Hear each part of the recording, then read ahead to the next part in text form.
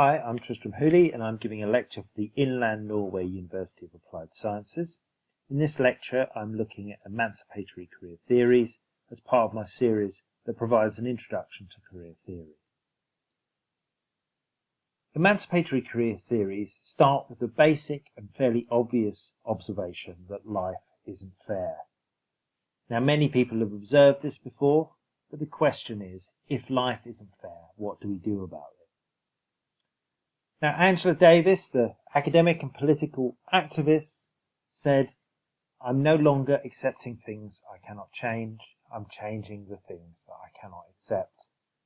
And many of the theories that we've looked at so far in this course have focused on how individuals can accommodate to the things they cannot change, how they can manage the structural limitations that are placed on their lives and be as happy with them as they can. In this lecture, we're going to look at some alternative ways of thinking about this. How do you change the things that you cannot accept? So, is career guidance about helping people to accept what they cannot change, or is it about something else? So, career guidance is inevitably political. Tony Watts describes this, saying careers education and guidance is a profoundly political process. It operates at the interface between the individual and society, between self and opportunity, between aspiration and realism. It facilitates the allocation of life chances. Within a society in which such life chances are unequally distributed, it faces the issue of whether it serves to reinforce such inequalities or to reduce them. In other words, in a political society, in an unequal society, career guidance has to take a side. And if it chooses not to take a side, it inevitably takes a side nonetheless. Now, Bill Law also raises an important issue. He says the metaphors that we use in career tend to drive us in certain directions. We talk about success, we talk about winning, we talk about climbing to the top, getting ahead. These are metaphors of races.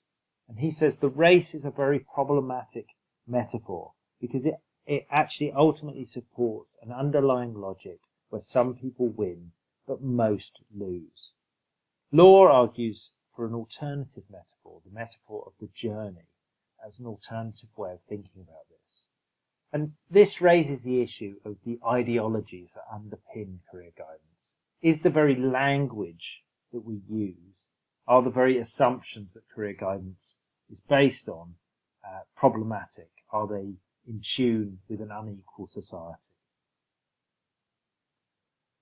Tony Watts gives us a very helpful way of thinking about this. He says, when you're thinking about where career guidance can position itself, it can take one of four positions. It can be liberal and non-directive, in that it can say to people, I don't care what you want to do, I don't care where you want to go, I will just help you along the road, whatever you want to do. And that's a very appealing thing for many practitioners, but Watts points out that it tends to reproduce social inequalities. So poorer people tend to follow in the footsteps of their parents, richer people tend to follow in the footsteps of their parents, and we see inequality reproduced.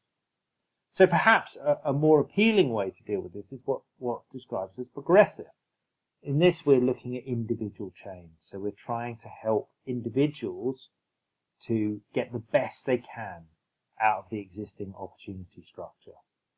So that might be about encouraging people who could go to university but don't think that it's for them to go to university, and so on.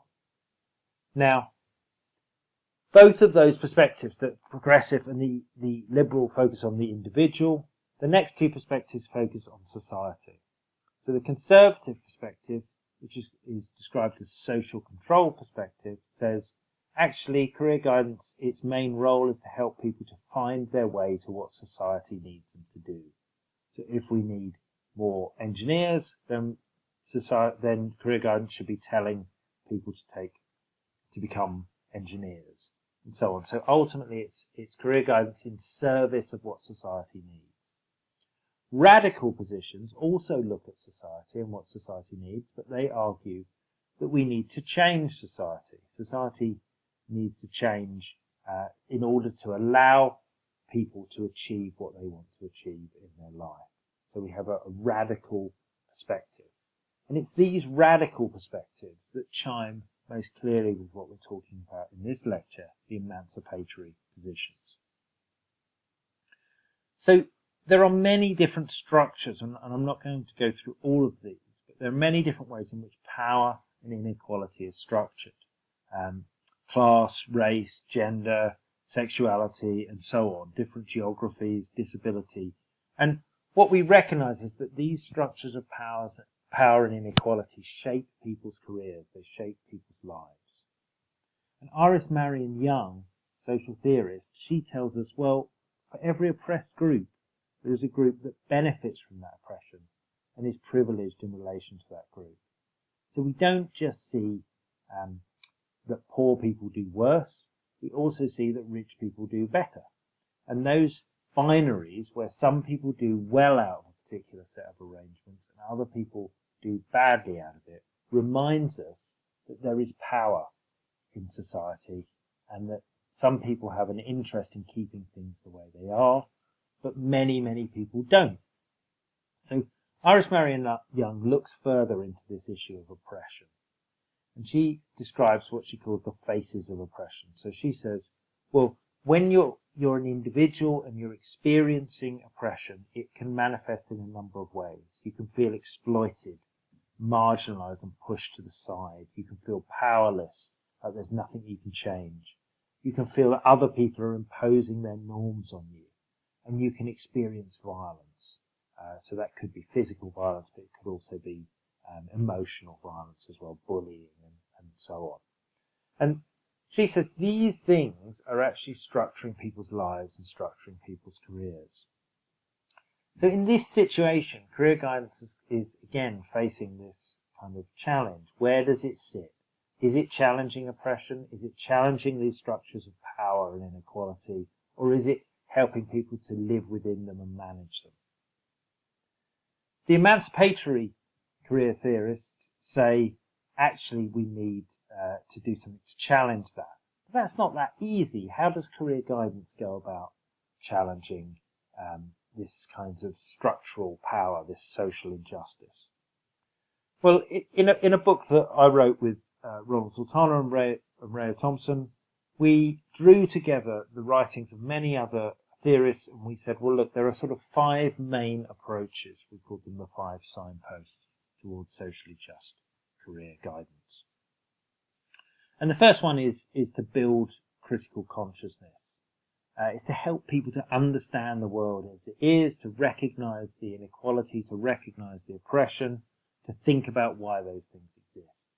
And in this, we borrow heavily on Paulo Freire's work, including Pedagogy of the Oppressed, but his other writings as well, where he talks about this critical consciousness as being something that we needs to be an outcome of education. People need to have a better understanding of the world in which they live. The second thing that we need to do is we need to help people to name oppression when they see it. Iris Marion Young's framework that I've shown you is very helpful in that. But if we wanted an example, the Me Too movement is a recent example where we've seen people, mainly in workplace situations, calling out oppressions that they experience, calling out patriarchy, calling out sexual harassment and so on. Just naming it. Just because you can name it, it doesn't mean you can make it go away. You can't change society just by naming it, but naming it can be helpful. It can validate people's experience. It can convince them that what is happening to them is not because of them, but it's because of oppression. I also think it's important to question what's normal. So our societies define what we assume is normal and natural. And as I talked about with Bill Law's metaphors, this includes what constitutes a career success, a good education, and so on. And sometimes it's important for us to challenge these ideas of normality and to show people that living outside the norms can be acceptable. The fourth thing is to encourage people to work together, and Ray Thompson's Career Guidance in Communities is powerful on this issue. But what this point makes is that as a career guidance professional, we're trying to bring people together. We're trying to give people power by working with others, by learning from others, by building collective forms of action to challenge inequalities and unfairness and advance their careers together. Our fifth thing is to recognize that career guidance goes on at many levels. It's not just face-to-face counseling, it's not just in a classroom, but it can also be feeding back to an unfair system. It can also be advocating on behalf of a client. And so we need to recognize that careers take place at multiple levels, and as a career counsellor or career guidance worker, you should be free to intervene at all of these levels as part of your practice.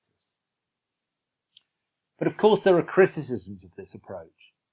I think there's a danger that it overstates the autonomy that career guidance professionals have to renegotiate the aims of their work. You can't always do exactly what you want.